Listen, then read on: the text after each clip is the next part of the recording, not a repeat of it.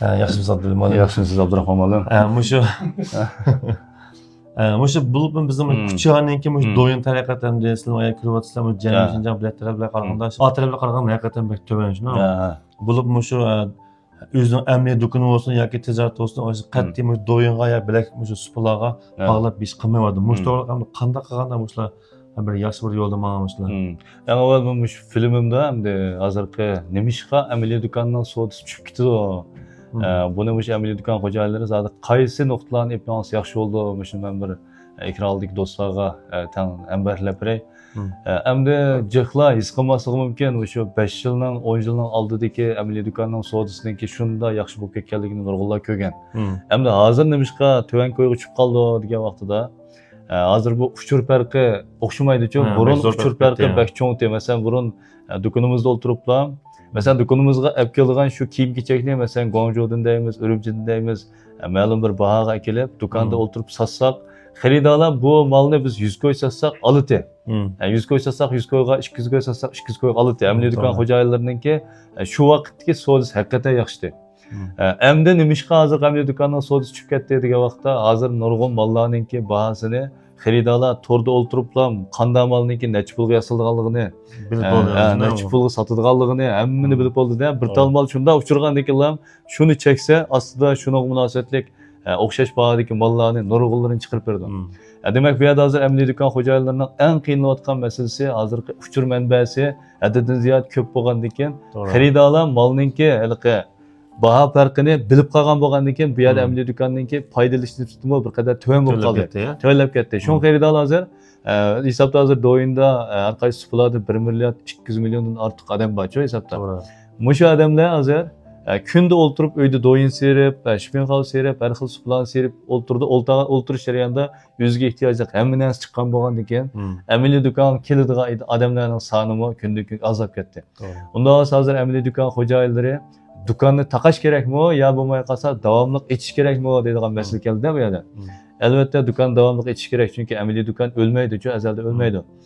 Qanday qilish kerak degan vaqtda amni mush do'kon ochayotgan har qanday mayli kuchadiklar bo'lsin, har qanday do'stlarimiz o'zininki shu bilish doirasini, o'zininki shu xaridor manbasininki ayni vaqtdagi amaliy bozordan topgan xaridor bo'lgan bo'lsa, endi biz to'rdan topadigan holat keldik. To'rdan topmasak, bizning xaridor endi do'kon kelmaydi.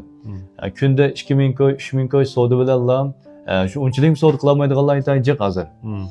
Shuning uchun buningdan keyingi hozir amniy do'kon savdogarlari cho'qim qilish tegishli ish nima deganda o'zininki hozirgi qilayotgan savdosi, o'zininki qilayotgan do'kondagi shu yaxshi mahsulotlarni to'r yuziga chiqib, to'r yuzida boshqalarga ko'rsatib. Nurg'un o'quvchilar sizni tarbiyaladingiz, bizni tarbiyaladik. Shu unumni ko'rayotgan o'quvchilar qanday bo'lyapti deganda amniy do'konda o'zininki asli xaridorsi shu bir shaharning ichidagi xaridor bo'lgan bo'lsa, hozir va to'rdan foydalanganlarninki o'zi kuchada do'kon ochayotgan bo'lsa, Qashqar, Xotan, Oqsu, G'ulja degandek har qaysi shaharlardan xaridor mol sepasingiz o'ti, monasini sepasingiz o'ti deyotganlar bek ko'p. Shuning uchun biz do'kon ochayotgan har qanday bir odam buningdagi 2024-yildan keyin o'z qilayotgan ishni to'g'ri yuzlantiramasa, ekranning oldida ko'rsatamasa, aniqlam o'xshash kasbliklar allburun ko'rsatib o'zining qilayotgan ishini shalinib ketdi. Molninki ishini aniq tatib oldi degan gap.